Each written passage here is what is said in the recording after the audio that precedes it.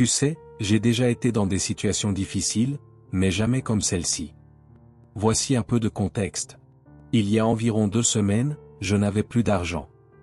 Je suppose que la demande pour les tueurs à gages n'était pas vraiment au beau fixe. À ce moment-là, j'étais prêt à accepter n'importe quel travail moins difficile que d'assassiner le président. Environ 1 semaine après avoir reçu l'avis d'expulsion, j'ai obtenu exactement ce que je voulais. 20 000 $. À type. Et, d'après ce que j'ai pu voir, sans bagage. C'était juste un connard. Du moins, c'est comme ça qu'on me l'a présenté. Bon, la personne, ou les personnes, qui m'avaient envoyé cette offre semblait un peu plus réservée que les clients habituels. En général, je m'attendais au moins à un faux nom, mais ces types ne m'ont même pas proposé un pseudonyme. Peu importe, me suis-je dit. C'est comme ça, non? Il ne semblait pas non plus avoir de nom pour la cible, il l'appelait simplement « le monstre ». C'était « étrange » pour le moins.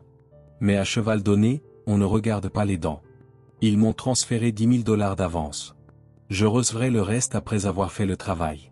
C'était leur condition, en tout cas. J'ai conduit jusqu'à l'adresse qu'ils m'avaient donnée, où était censée se trouver la cible. On m'avait dit d'arriver avant minuit, je suis donc arrivé vers 22 h pour me préparer. J'étais un peu plus chargé que d'habitude. Je pensais que ce type devait être armé et entraîné ou quelque chose comme ça, parce qu'ils étaient prêts à me payer une fortune.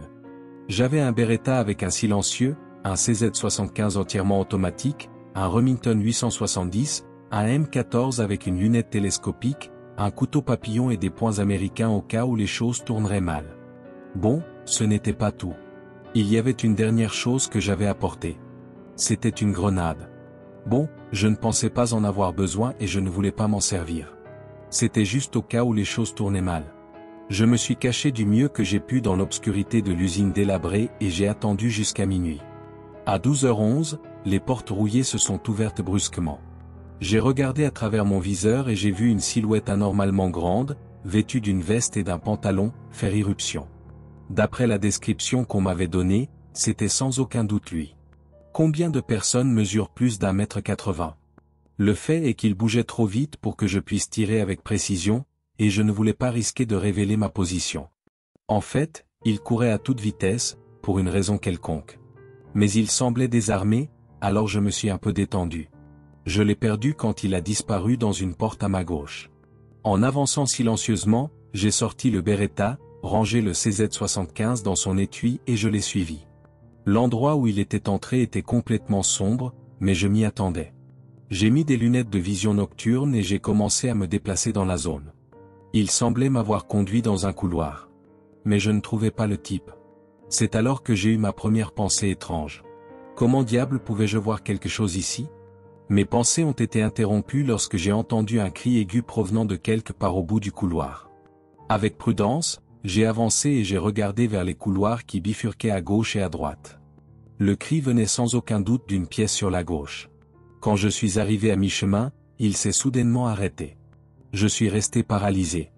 Mais qu'est-ce qui se passait? C'est alors qu'un corps a été projeté hors de la pièce. J'ai failli crier sous le choc, mais j'ai réussi à me contrôler. Je vis ce qui semblait être un homme d'une vingtaine d'années s'écraser contre le mur en face de moi, rebondir, atterrissant lourdement sur le béton. Ce faisant, il y eut un bruit répugnant, comme si quelque chose s'écrasait. Lorsque je pus mieux voir le corps, je m'aperçus qu'une de ses jambes semblait écrasée. Comme si Terminator lui-même l'avait attrapé et serré de toutes ses forces. J'ai entendu ce qui avait fait ce bruit revenir dans le couloir. Me sentant très perturbé et quelque peu pris au dépourvu, j'ai reculé silencieusement jusqu'au hall principal. De là, j'ai pointé le CZ directement vers les couloirs qui se croisaient et j'ai attendu. Je veux dire, il n'y avait aucun moyen qu'il puisse me voir, n'est-ce pas? Mon cœur battait à tout rompre à chaque pas que faisait le type. Il se rapprochait. Encore plus près. 3 pas de plus. 2. Dès que je l'ai vu, j'ai vidé tout le chargeur. J'ai toujours été bon tireur, donc je dirais que plus de la moitié l'ont touché. Mais, il était toujours debout. Non seulement ça, mais il n'a même pas bronché. J'ai regardé son visage de plus près. Tout ce que je peux dire, c'est que personne n'a cette apparence. En fait, rien ne devrait ressembler à ce que je voyais dans ce couloir sombre. Son visage était incompréhensible. Il ne ressemblait pas aux démons ou aux mutants conventionnels que l'on voit dans les films, c'était quelque chose que le cerveau humain n'était pas prêt à voir. Il n'appartenait pas à notre plan d'existence. Ses yeux changeaient constamment, ils se transformaient, pour ainsi dire. C'était comme si les deux iris partageaient une grande pupille vide. Sa bouche, si on pouvait l'appeler ainsi, était déformée en un sourire qui semblait envelopper toute sa tête, pas seulement d'une oreille à l'autre. C'était là ses seules caractéristiques distinctives. Le reste de la peau de son visage semblait changer constamment. Parfois, elle était lisse, parfois, on aurait dit que des centaines de petits vers rampaient dessous. Cette chose m'a regardé droit dans les yeux et a émis un rire grave et guttural qui a semblé résonner dans tout le couloir. J'ai même dû regarder rapidement derrière moi, car il semblait venir de partout. Je pouvais à peine réfléchir. J'ai laissé tomber le CZ et j'ai sorti le Beretta. J'ai tiré 3 coups directement dans la tête, mais elle n'a presque pas réagi. Elle s'est juste mise à rire plus fort. Il était évident que cette créature n'allait pas tomber aussi facilement. Je me suis enfui du couloir et je suis retourné à l'étage principal de l'usine. J'avais l'esprit en pagaille, mais j'ai réussi à me rappeler où j'avais laissé le fusil. Je me suis précipité pour le récupérer.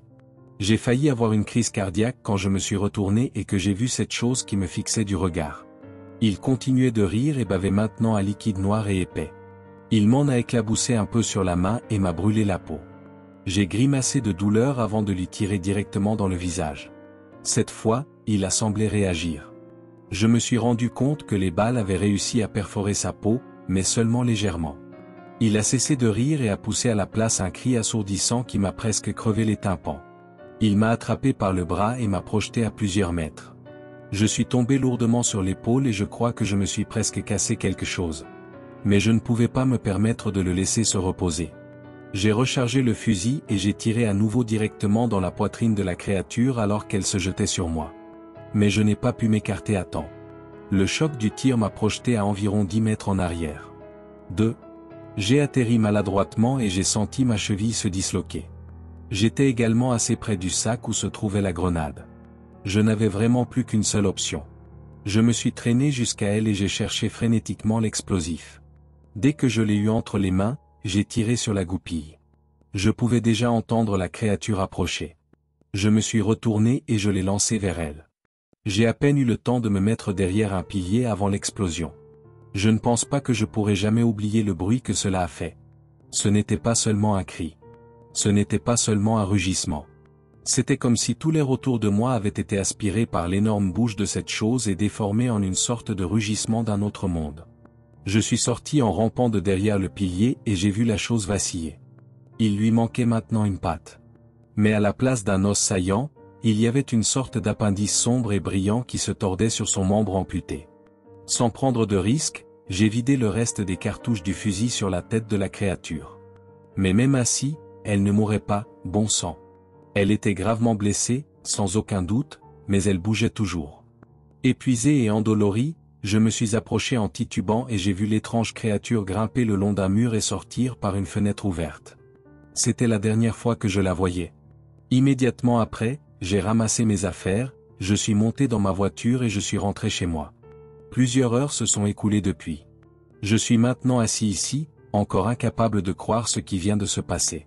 Je ne veux même pas penser à ce qu'était cette chose. J'ai essayé de contacter les personnes qui m'avaient envoyé à sa poursuite, mais elles n'ont pas voulu m'écouter. Bien sûr. Mais j'ai vu quelque chose d'assez intéressant aux informations. C'était un reportage sur un meurtre qui avait eu lieu dans une usine abandonnée. La même où je venais d'être. Mais voici le plus intéressant. La personne que j'ai vue éclabousser contre le mur était en fait un tueur à gages recherché par un gang criminel local. En fait, quelques jours auparavant, une autre personne avait été assassinée dans un village voisin.